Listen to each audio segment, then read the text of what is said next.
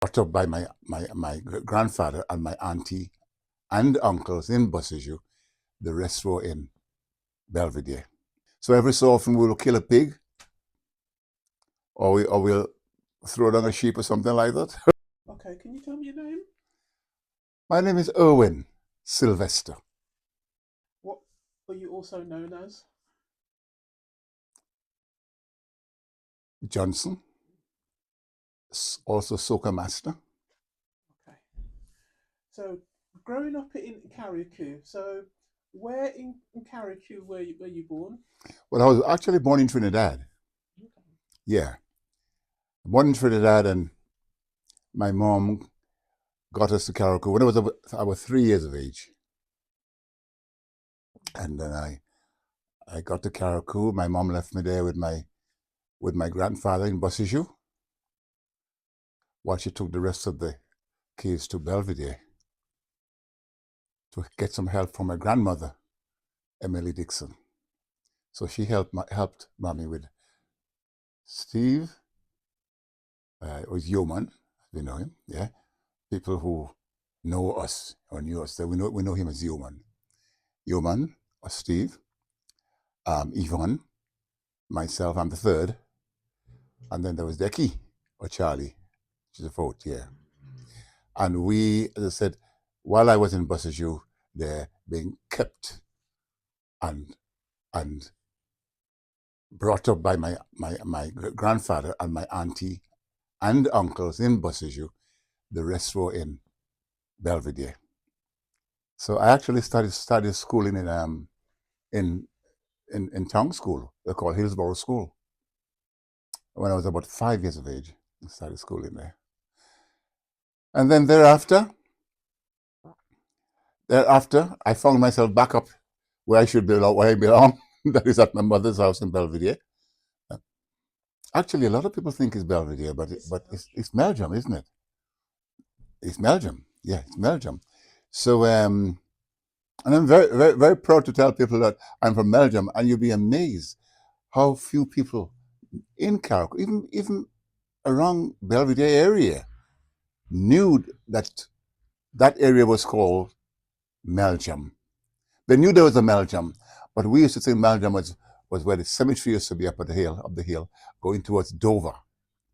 But Meldrum, the main road that comes down from Belvedere, Mr. Cleve Prime shop on the top of Belvedere, goes all the way down. And the right hand side is Belvedere, the left hand side is Meldrum. All the way down until you get to Limley. And then Limley continues all the way down to the right and then of course, Meldrum um, still uh, uh, uh, were on the left hand side just before you get to the Cox's estate. And as you go further down, you come to Harvey Vale. So, not Harvey Vale, sorry. you come Harvey Vale. Harvey Vale is where on this. You come to on the right hand side. Sorry, you come to Limley, and from Limley, carrying down, you come to Bialo. Bialo, that was the place where they did all the big jump dances and the maroon dances and all this kind of stuff down there. A nice flat area, and further down you got um, where Bialo. Bialo is where Mr. George Solomon, the famous George Solomon, lived. Up that hill, Bialo. And if you go further round to the right hand side, you come into Mount Pleasant. But before you come to Mount Pleasant, there's a little place they call uh, what do you call that area now? So it is Bialo. Um, carry on that road, you're heading towards Mount Pleasant. okay. So, what was life like when you were young, specifically? What was it like for you? Physically, No, yeah. What was life like as a young person in Carriacou when you were growing up? well, life was like what we all experienced. We started very, very young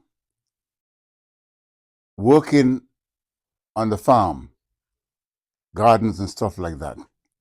And when my dad came from, my dad lived in Trinidad for quite a while.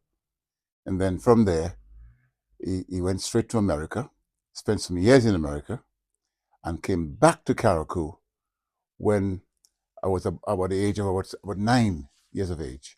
He came back. And from 9 years of age, he made us all scouts.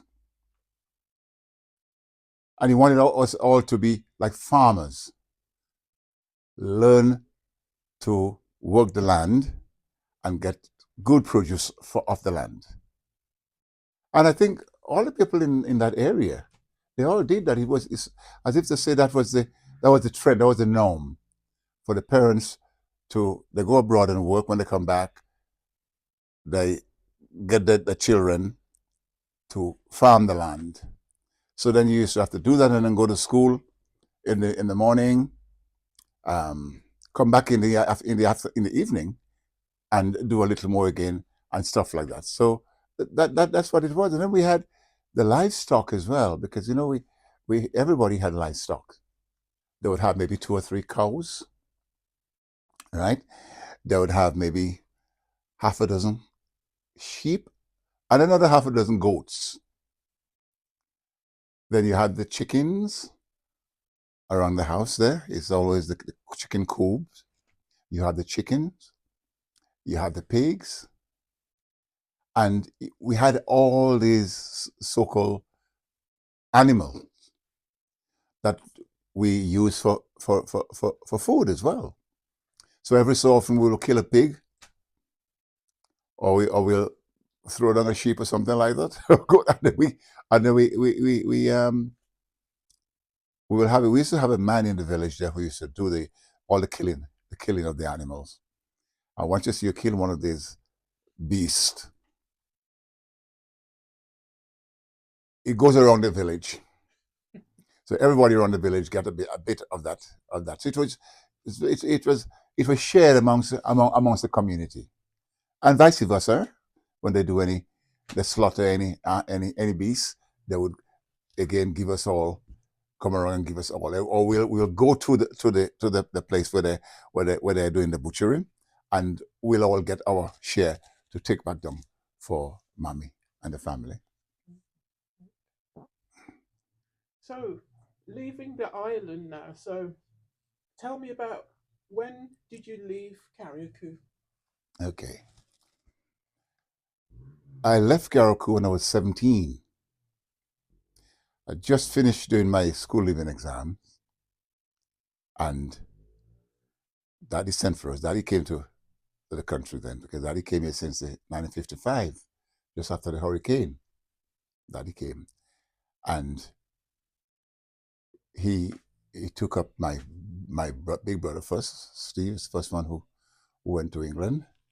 Then there was Yvonne, and then myself, and then Charlie came, and then the rest followed.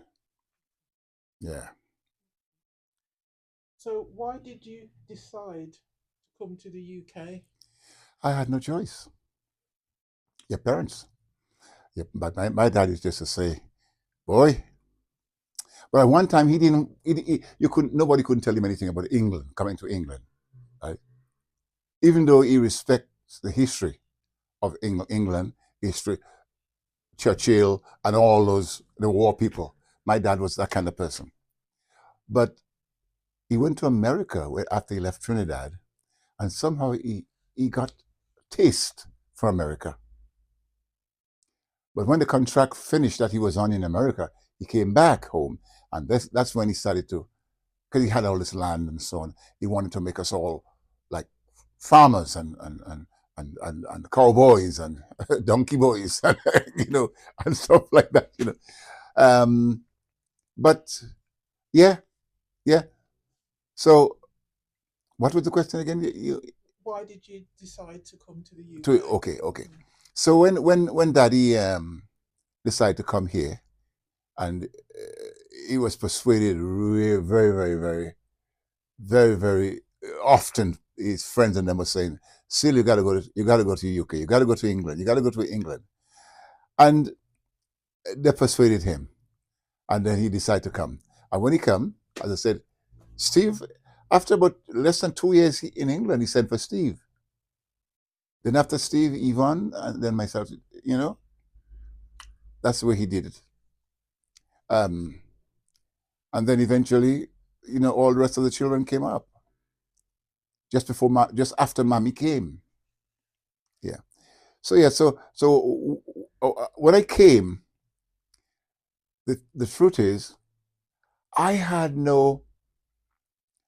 My ambition was to leave Carriacou as soon as I was old enough and go to Trinidad.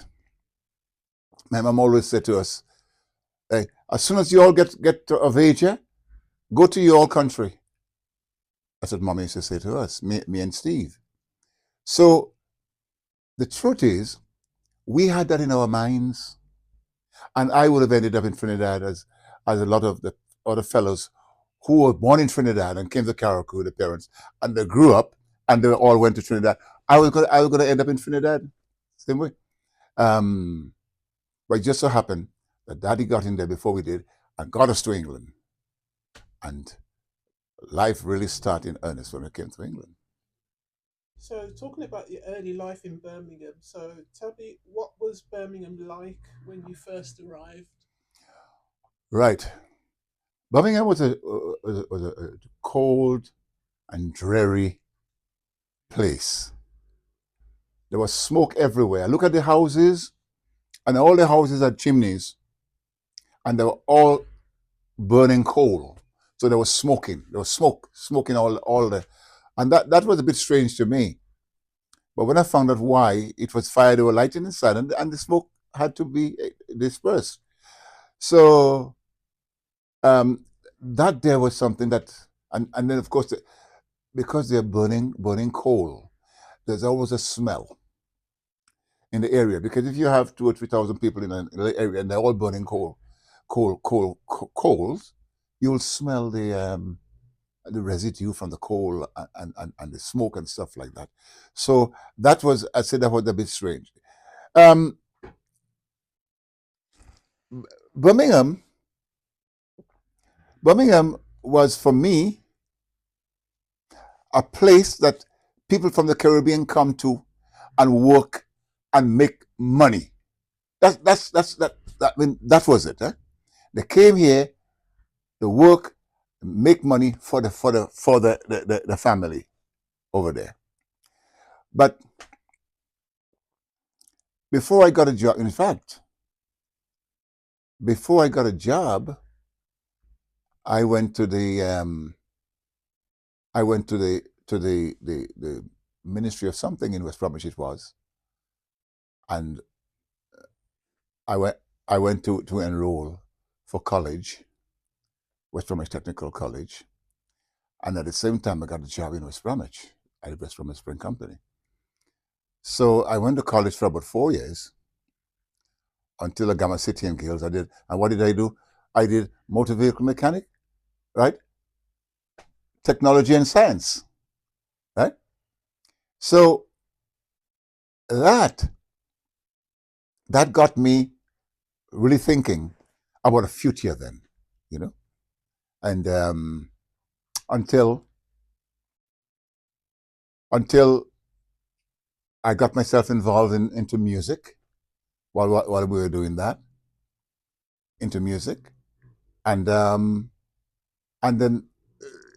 my whole life changed from there because while I was thinking of getting a job in the motor mechanic, you know, a kind of area, music, the Beatles was very very very very hot. Um, Cliff Richard, um, Otis Redding wasn't yet. I think it was Cliff Richard, Elvis Presley, Johnny what do you call him? Johnny and the Pacemaker, Jerry and the Pacemaker from Liverpool, right? Um, Johnny Keane and the Pirates, and all those bands, the Kinks and 60s bands. I really, really got sucked into that kind of music.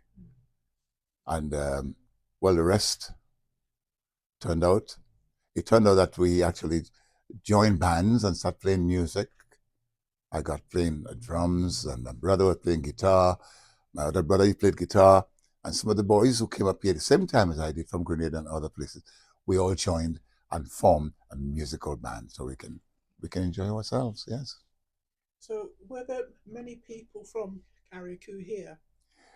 Not many in Birmingham. There weren't many. Um, I mean, I don't think if you were to count the number of people that from Carriacou when I hear, you would have been struggling to find 50 or 60 people from Carriacou. Yeah. Um, yeah, I think I'm right by saying that. You would struggle to find 50 or 60 people Why is that? because there were the people like my father who came here. Um, he came to work and to support his family. There were people like from Carriacou, no? There were people like the Ajax, Mr. Clive Joseph, um, Altinas Joseph, Leonard Mackenzie, Raphael, Raphael, um, God, what's his surname though? And also people like Cousin Fidela, Tante Lucy, and so you see, I'm counting, and I haven't even got 20 yet, but I'm still struggling. But they're all kept together. They're very, very close knit Carriacouans. They got together and they stuck together and they helped each other out, you know, and so on. But in West Bromwich, there weren't many Carriacou people, right? Um, Huddersfield had a few. Huddersfield, London had a few, but Birmingham didn't have much. So moving on to like food memories now. So tell me about what food reminds you most of home? The food that reminded me of home is what is what we cooked. We cooked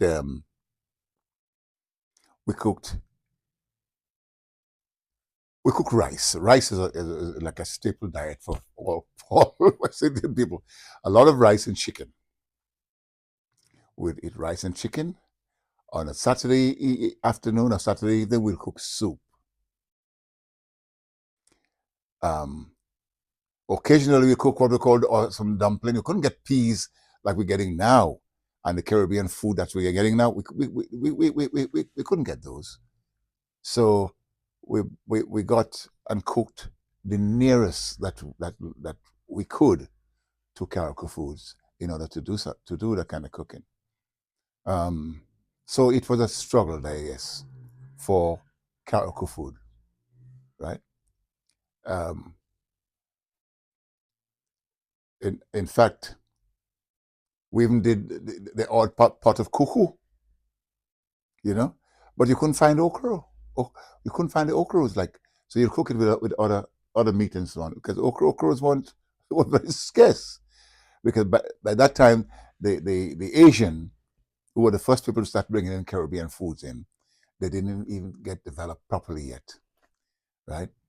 Um, and my sister Yvonne used to work for an Asian shop. Even in those days, yeah, she was the first and the only black person that Mr. Goodiel, who we used to call him, employed in his shop. So sometimes when I hear people say, "Oh, the Asians are this and the Asians are that," they don't employ Caribbean people into the grocery shops. And I always pull people up and down and say, "Hey,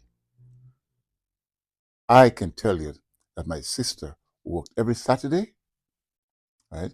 From work, she had a regular job, but on Saturday she went down and worked. And she was on the till, with Mr. Goodyear.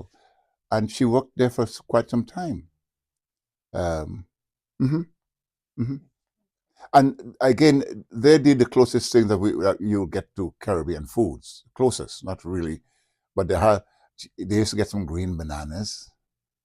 Um, you have the peas, the the the gongo peas, also saltfish. Again, nothing great supply, but occasionally you can get some saltfish to cook. Yeah, and that was it really.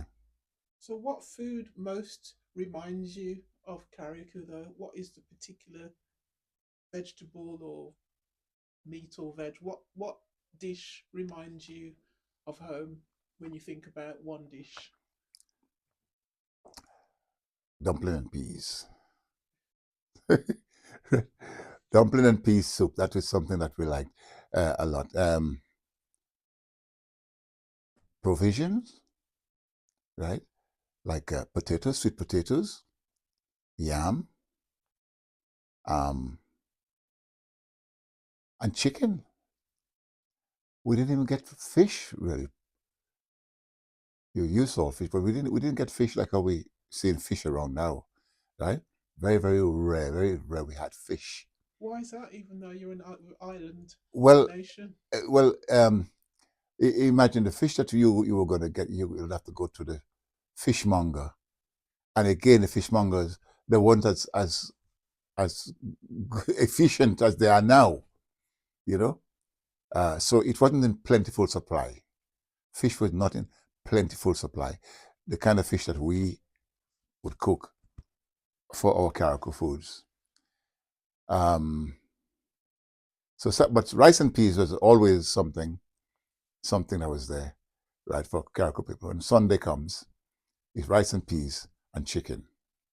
And you'll go wherever the gongo peas or what you call pigeon peas is to get some pigeon peas to cook some rice and peas and chicken. Um, and the odd, people used to like a lot of pork in those days.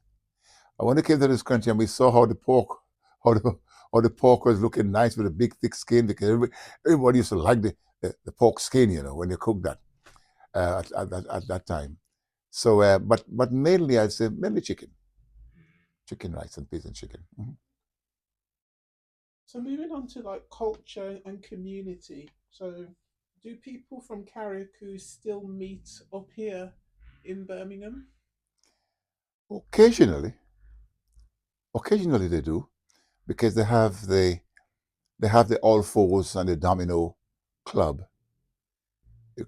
in Huddersfield. There was some in London, Birmingham, Bedford, and they would meet occasionally and have like a All Fours is something that was very, very, very, very, very, very common with us. Everybody from Caracou. You'll quicker find them playing All Fours than playing dominoes. Yeah, All Fours was a real Caracou cultural thing. Well, not only Caracou, from Trinidad, Grenada, Caracou, and the islands like the St. Vincent and the Grenadines. There's um, Grenadine Islands. They would be steeped into those kind of stuff, into the All Fours rather than dominoes. What is All Falls? All Fours is a card game, that they play. You have the normal pack of cards, and you saw say four people would play that for serious playing for points and so on. What kind of Carriacou rituals or kind of like that have you kept from your life in Carriacou? What have you brought over that you keep repeating? Okay.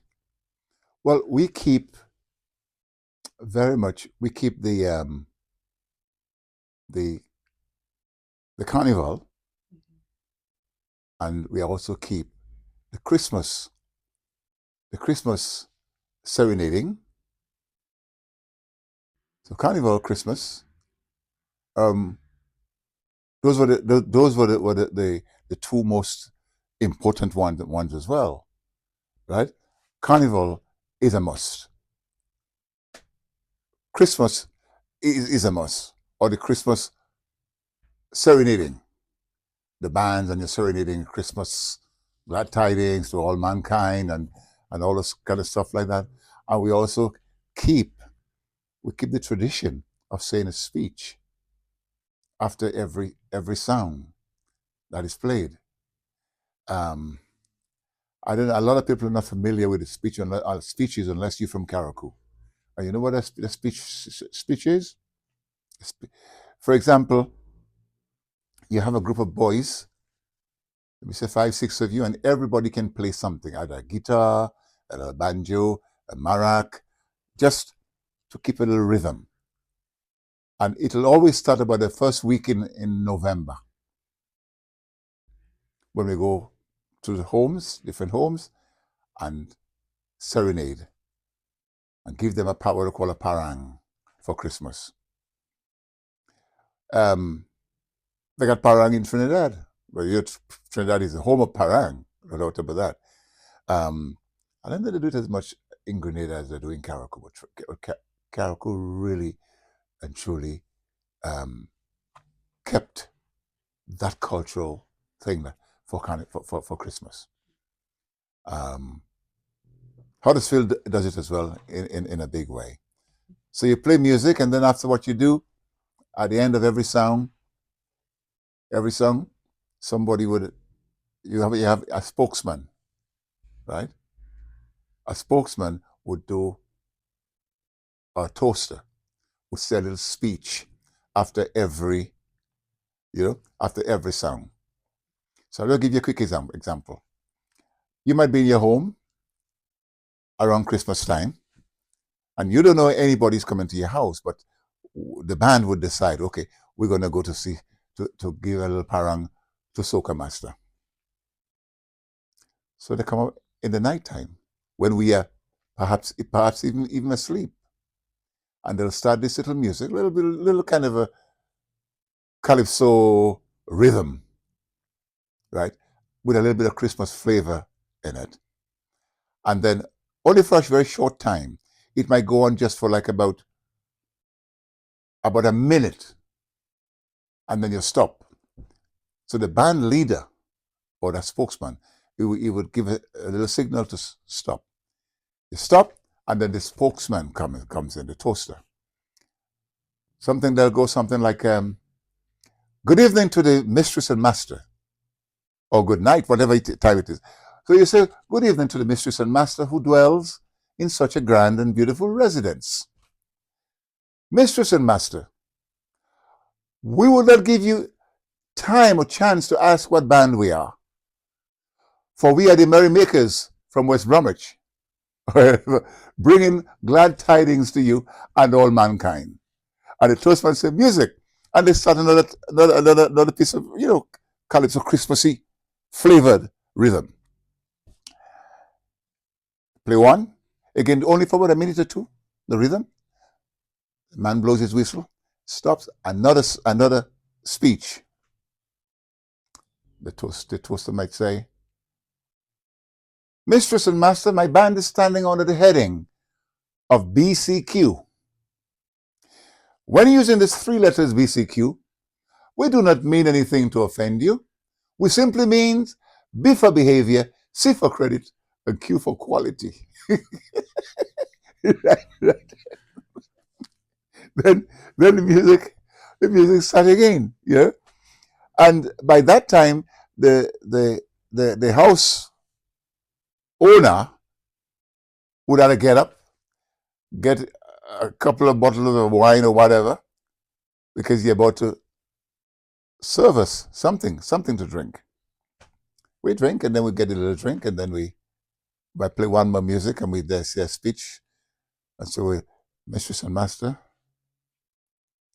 of this grand and beautiful residence, we'd like to thank you for this kind present that you have patronized me and my banner. May the Lord return it to you as he did in the harvest of festival. May your children and grandchildren rise up and call you blessed. May peace and plenty be with you till we meet again. Music starts up, and then we walk away to the next house. Yeah. But those things are very, very, very, that part of the culture is very, very important. It really brings out the flavor, right? And the feeling of Christmas, which is so very important. Okay? So that part of our culture in Caracou. We hold that very dear and did it. The only thing we don't do this Shakespeare speech. We don't do that kind of mass here as we do in Caracou, because we don't play that. We don't play Shakespeare Mass in England. If you want to see Shakespeare Mass, you got to go to Caracou, because Caracou is the only country in the world that do Shakespeare Mass. So, can you explain to people what Shakespeare Mass is? Okay. Shakespeare, the word mass, when you talk about the mass is, you cover your face with something. You're playing mass, right? So any time you play carnival, especially if you're playing Shakespeare Mass, you would be presented, or you would have a very, very special kind of a garment that is made for the masqueraders. The masqueraders got to be able to know some Shakespeare speeches, because you can't play mass, that kind of Shakespeare Mass, and you're down in the square, you have 100 people around you, right? Listening to hear what you're saying, because you got to answer the man who's also making the speech. You got to be able to know some Shakespeare speeches. So the Shakespeare Mass, and even though different people have got the different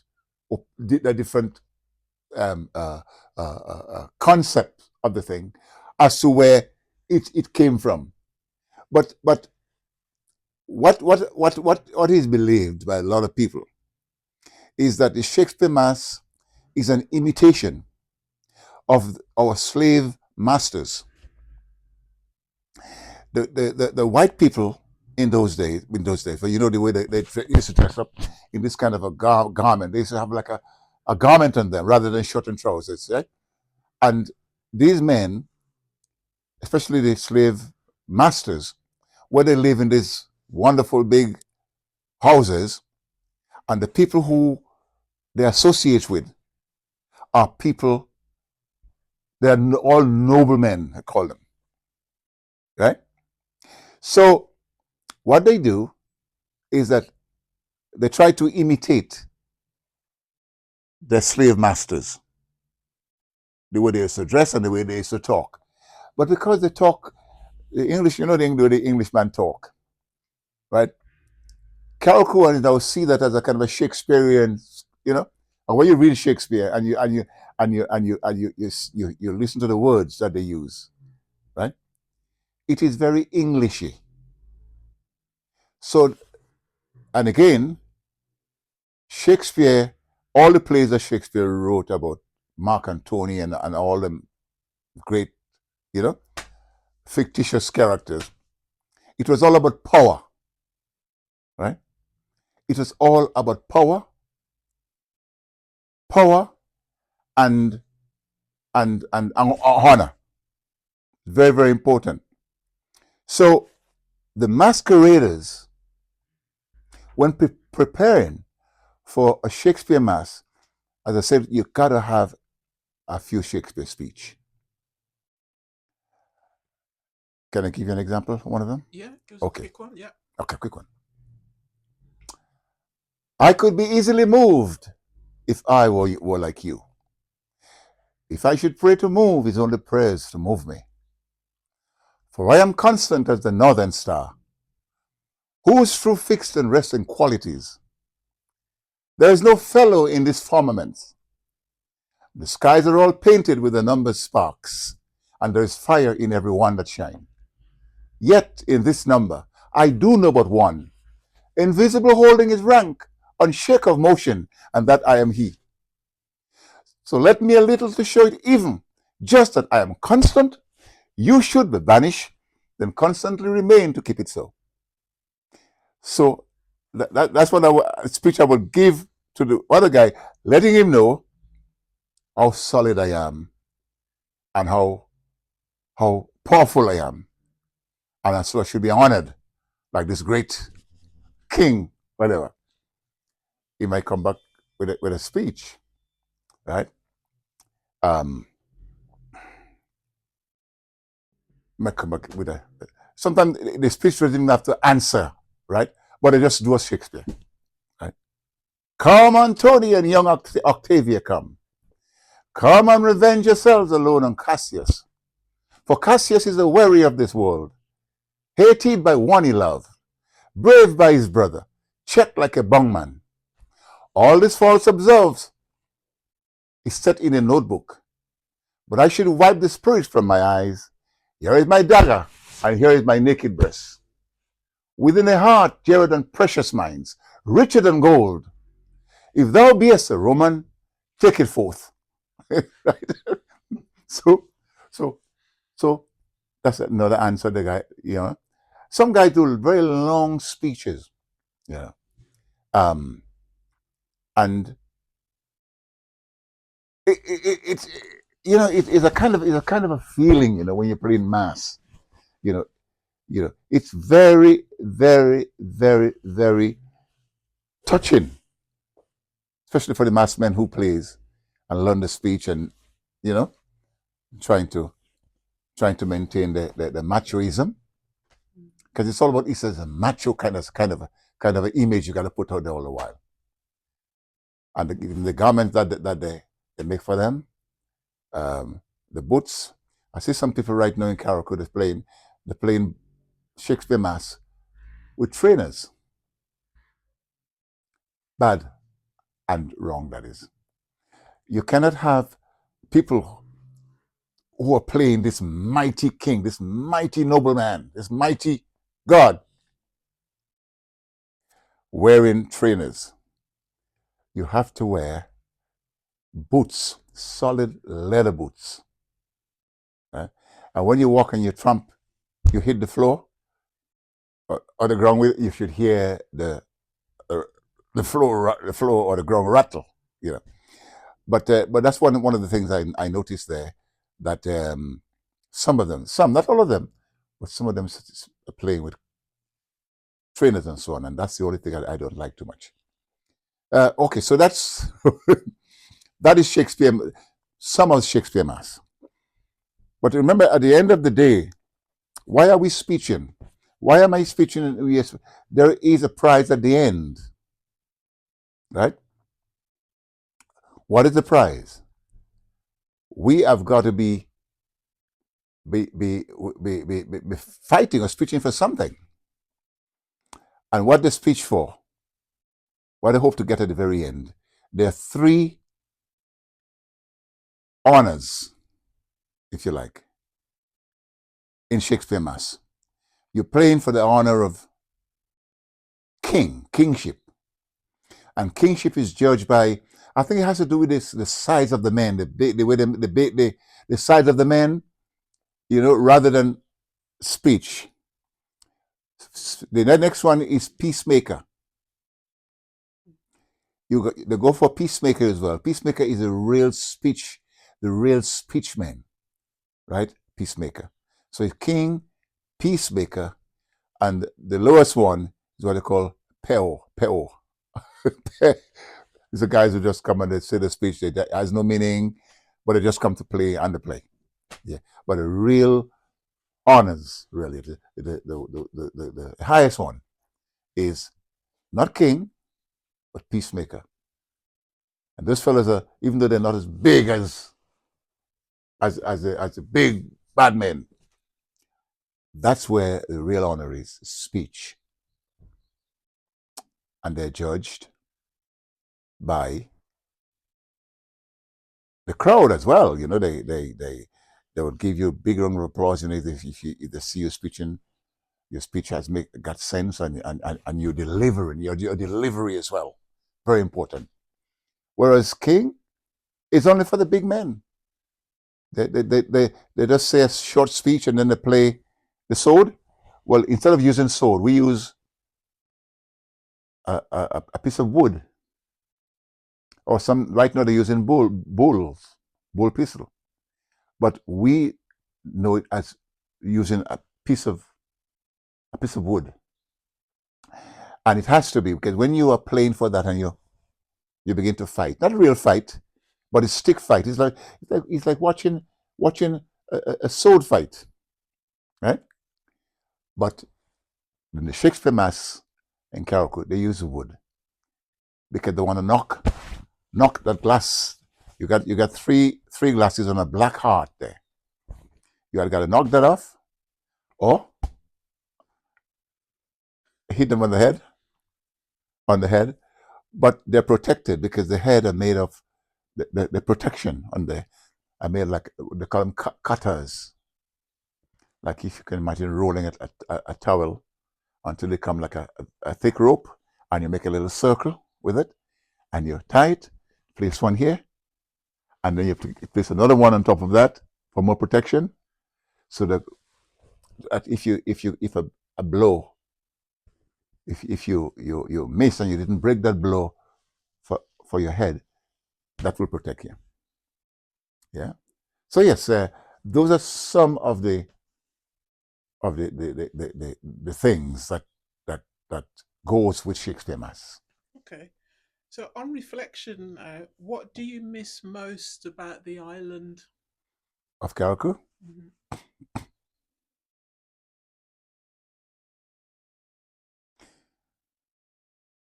Oh, well, I tell you what I really missed of Carriacou, would be your friends, the boys that you grew up with, school, on the playground, you know. I missed that a lot, and the same Shakespeare Mass, I missed that too, big time, big time. Christmas, this thing that I've told you about, I miss them very, very much. I'd say perhaps all three of them, I miss them all the same because, you know, we can't get them as we used to get them. I've just come back from Carriacou right now, and I went and did a speech even though I didn't have a clothes on because the mass from up north, they were slowing coming into the town. So there was only the mass from down south that was there. And so I just felt, I just got the spirit, and I just jumped in the ring and said a speech, Yeah, yeah. But yes, these are the things that you miss a lot. I miss all my school friends, and most of them are not around anymore. You know, um, and I miss them very, very much. Yeah. So, what would you want the younger generations to know about Carriacou Okay. and its traditions, culture? Okay. One of the things, if not the most important, you see the same Shakespeare Mass. That is a culture, right? That Carriacou alone, the only country in the world that do it. And it is so important, and some other countries see it as very, very important. Guadeloupe, for example. Guadeloupe, they would they would book like about a dozen fellows from Carriacou to take them to Guadeloupe to perform the Shakespeare Mass in Guadeloupe, right? Trying to see if they can get the spirit over there so people can, you know, enhance the thing and, and make it a part of the thing. So what I think is I think the people in Carriacou should really hold on to is that Shakespeare Mass, because around Carnival time, or when we're talking about Shakespeare speech time, in the square, if you look at the amount of people, white people come from everywhere. They come from America, England, Germany, Holland, and they're there because they're there. Most of them are there for this, for in particularly for the Shakespeare Mass. Yeah. and they will gather around to see, even though they can't, some of them can't hear the words very well, but now what they've done is they got microphones now that, they stick on the masqueraders, and they have a big speaker set up on the side, so they can hear the speeches much more. Well, in Carriacou, I see they have I don't know if it's a school, but this year there was a lady who controlled about 12 youngsters, and each of them had a speech, and they were dressed up similarly, right? And they will be brought into the ring, two of them together, and they'll exchange speeches, right? And to hear them saying the little Shakespeare, it was very, very touching, yes. Right? And then when the two of them say one speech, the two leaves the ring, and another two comes in, and these are youngsters now, right? So you can see they're training them to becomes they're training them to become perfect, right? Okay. So, in closing out, what does Carriacou mean to you today? What does it mean to you? Carriacou mean the land of my parents and foreparents. That's what it means. It means that's where my my origin came from, and that I got to give that a lot of a lot of honor to be from that island. Yeah. Brilliant. Do you remember the first meal you ate when you went back to Carriacou after living in England for the first time? Can you remember what you ate there when you got? Yes, I remember.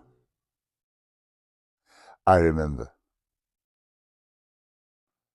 Tete, my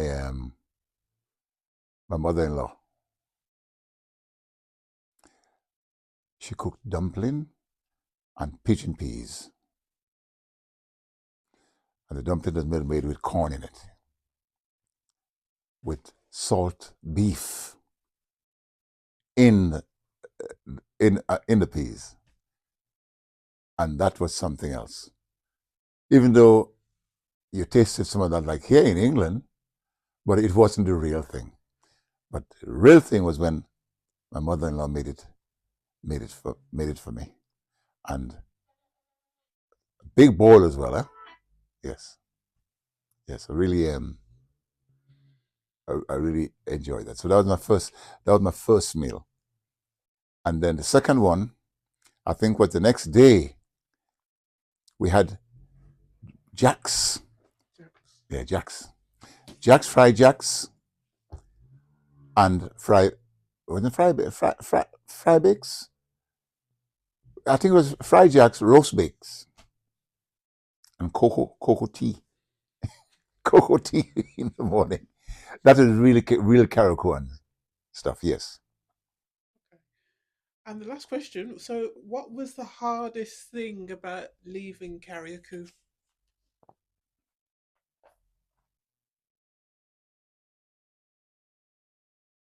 Um, the hardest thing really was just leaving. You're leaving your friends behind you. The people who were your pals, were your same age boys, grew up together, and you were going away, and you were leaving them, and you weren't so sure that you're going to meet the same people here. Well, they can't be the same people because those boys we grew up together in everything, right? We did all the good and the bad things together. Um, that was very, very to me. To me, that was very, very, very, very important, and it was sad to know that I'm not going to be seeing them, the boys, no more.